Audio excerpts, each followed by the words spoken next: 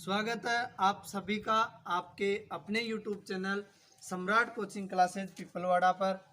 दोस्तों, कक्षा 8, 9, 10 में आने वाला एक क्षेत्रफल का टॉपिक घन, घनाभ, शंकु, गोला और बेलन, इन सब का मैं अलग अलग वीडियो बना चुका हूं। लेकिन कक्षा 10 में जो बोर्ड एग्जाम में आने वाले क्वेश्चन है वो क्वेश्चन गोला और बेलन से हैं। उनकी ज़्यादा संभावना है। घन घनाभ भी आ सकते हैं, ऐसे मैं नहीं कह रहा आ नहीं सकता, लेकिन संभावना ज़्यादा है बेलन और गोले की। तो मैंने घन घनाभ के लिए तो एक स्पेशल वीडियो डाल दिया, तो उसमें उससे बाहर कोई क्वेश्चन नहीं होगा। आज मैं कक्षा 10 के लिए एक इम्पोर्टेंट टॉपिक, यही बेलन और गोले से इम्पोर्टेंट क्वेश्चन लेकर आपके बीच आया हूँ। दोस्तों, अगर आपको अच्छे नंबर लाने हैं तो आपको अलग से मेहनत तो करनी पड़ेगी। मेहनत के बिना कुछ नहीं होता। हाँ, आज बिना समय गवाए हम पहले क्वेश्चन पर बात करते हैं। तो आज का आपका पहला क्वेश्चन, एक गोले का पृष्ठीय क्षेत्रफल 2464 वर्ग सेमी है, तो इसका आयतन ज्ञात कीजिए। दोस्तों, अपने को क्षेत्रफल दे रखा, आयतन पूछा है, तो सबसे पहले अपन क्षेत्रफल के माध्यम से भुजा निकालेंगे और भुजा आने के बाद आयतन का सूत्र लगाएंगे। सबसे पहले अपन सूत्र लिखेंगे गोले का पृष्ठीय क्षेत्रफल। गोले का पृष्ठीय क्षेत्रफल, और इसका सूत्र होगा 4 पाई आर स्क्वायर। 4 पाई की जगह 22/7 गुणा आर स्क्वायर बराबर दे रखा 2464। 4 का 4, पाई की जगह 22/7, आर स्क्वायर बराबर 2464।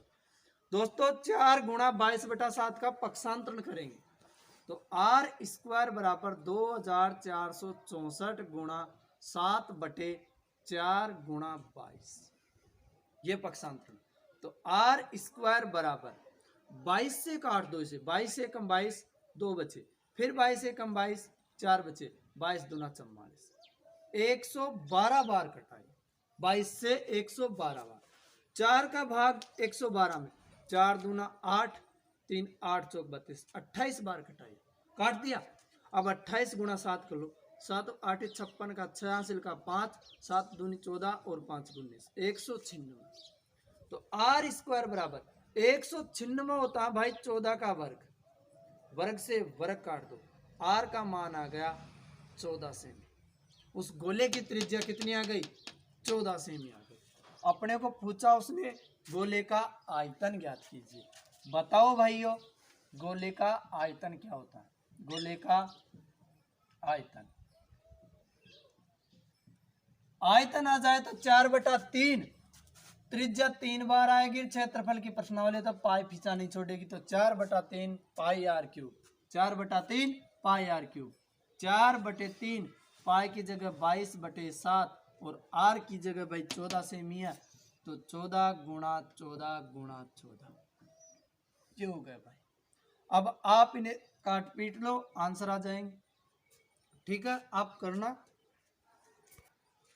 इस 7 से इस 14 को काट दिया 2 बार, 22 चौक 88, तो ये हो गए, गुणा 14 दूना 28, ये हो गए, गुणा 14/3।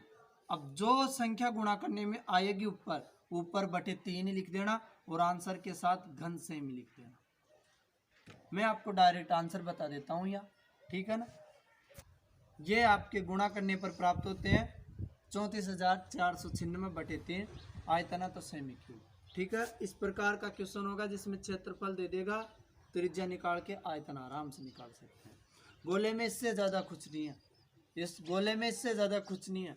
आयतन देता है तो आयतन से त्रिज्या निकाल कर क्षेत्रफल पूछ सकता है, या त्रिज्या देकर क्षेत्रफल व आयतन दोनों पूछ सकता है। कुल मिलाकर बात यह है दोस्तों, आपको ये दोनों सूत्र याद होना बहुत जरूरी है, और गुणा भाग तो करना पड़ेगा भाई। अब मैं आपके बीच में बेलन का क्वेश्चन लाता हूँ। हाँ भाई, अगला क्वेश्चन है, एक बेलन के आधार की त्रिज्या 7 सेमी और ऊंचाई 14 सेमी है, तो बेलन का पृष्ठीय क्षेत्रफल तथा आयतन ज्ञात कीजिए। अपने को बेलन का आधार देखो, ये बेलन, ये आधार, ये इसकी त्रिज्या r, ये इसकी ऊंचाई h, ये दो चीजें दे रखा उसने, दो चीजें दे रखी उसने। त्रिज्या तो दे रखी उसने 7 सेमी और ऊंचाई दे ली उसने 14 सेमी दे रखी उसने।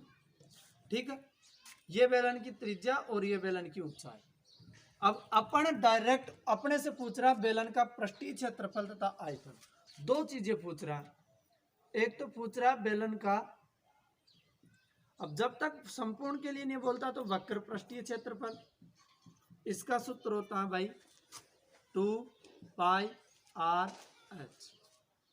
और एक अपने से पूछ रहा बेलन का आयतन, बेलन का आयतन, तो इसका सूत्र होता है भाई पाई r स्क्वायर h। देखो एक बात और पता रखना, अपने से वो क्वेश्चन यहां डायरेक्ट घुमा सकता है। एक बेलन के आधार का क्षेत्रफल, बेलन का आधार दे सकता है वो। बेलन का आधार क्या होता है? वर्त। तो वर्त की परिधि दे दे तो 2 पाई r का मान दे देगा, और वर्त का क्षेत्रफल दे दे तो पाई r स्क्वायर दे देगा। डायरेक्ट अगर वो ऊंचाई दे दे और परिधि दे दे तो देखो वर्त की परिधि को ऊंचाई से गुणा करने पर क्षेत्रफल आता है, और वर्त के क्षेत्रफल को ऊंचाई से गुणा करने पर वर्त बेलन का आयतन आता है। तो ये याद रखना, बेलन का आधार वर्त होता है, और वर्त की बेलन के आधार का परिमाप दे दे तो बेलन का आधार वर्त होता है, वर्त का परिमाप 2 पाई r होता है। ये डायरेक्ट क्वेश्चन कर सकता है यहाँ से। जैसे वो दे दे एक बेलन के आधार का परिमाप 176 वर्ग सेमी, 176 सेमी है, ऊंचाई दे दे तो डायरेक्ट गुणा कर देना। ये पता रखना, वर्त की परिधि को ऊंचाई से गुणा करने पर बेलन का क्षेत्रफल आता है, और वर्त का क्षेत्रफल को ऊंचाई से गुणा करने पर बेलन का आयतन आता है। अलग अलग चीजें दोनों याद रखना। ठीक है, 2 गुणा पाई की जगह 22/7 गुणा r कितनी दे रखी है 7, और ऊंचाई दे लिखे 14। 7 से 7 काट दो, 2 गुणा 22 करे तो भाई 44, और गुणा 14 गुणा कर दो भाई। 14 को 4 से, 14 चौको 56 का 6, हासिल का 5, 14 चौको 56 और 5, 6 5 11 616। क्षेत्रफल है तो भाई वर्ग सेमी, ये आंसर हो गया इसका। तो बेलन का वक्र पृष्ठीय क्षेत्रफल का। अपन से पूछ रहा दूसरा बेलन का आयतन, पाई की जगह 22/7 और r की जगह 7 गुणा 7 और ऊंचाई की जगह 14। 7 से 7 काट दो, 7 से 7 काट दो। 22 गुणा 7 करने पर 22 अंते 154, 154 को 14 से गुणा कर दो, तो गुणा करने पर 14 चौको 56 को 6, हासिल का 5, 14 पंजो 70 और 5 75 का 5, हासिल का 7, 14 एकम 14 और 7 21। आयतन है तो सेमी क्यूब, ये आंसर है भाई। एक बात याद रखना, अगर भुजा पूछे तो सेमी, क्षेत्रफल पूछे तो सेमी स्क्वायर, आयतन पूछे तो सेमी क्यूब, ये बात फिक्स है। और वीडियो देखते वक्त हमारी वीडियो को लाइक कर दिया करो, कमेंट कर दिया करो, इसमें आपके पैसे तो लगते नहीं, हम आपके लिए इतनी मेहनत करते हैं, इसका फल हमें दे दिया करो। और एक और क्वेश्चन पर बात करते हैं इसके बाद। अगला क्वेश्चन है आपके बीच, एक बेलन की त्रिज्या तथा ऊंचाई क्रमशः 14 तथा 21 सेमी। देखो दोस्तों, ये क्रमशः का मतलब है पहले त्रिज्या है फिर ऊंचाई है, ये पहले त्रिज्या है फिर ऊंचाई है। जल्दबाजी में आप कभी कभार गलत कर देते हो। क्रमशः का मतलब इनमें अगर क्रम है तो इनका भी क्रम फिक्स है। अगर त्रिज्या पहले तो ये त्रिज्या, ऊंचाई पहले तो ये ऊंचाई। सही। तो r का मान अपने को दे रखा उसने 14 और ऊंचाई का मान दे रखा उसने 21।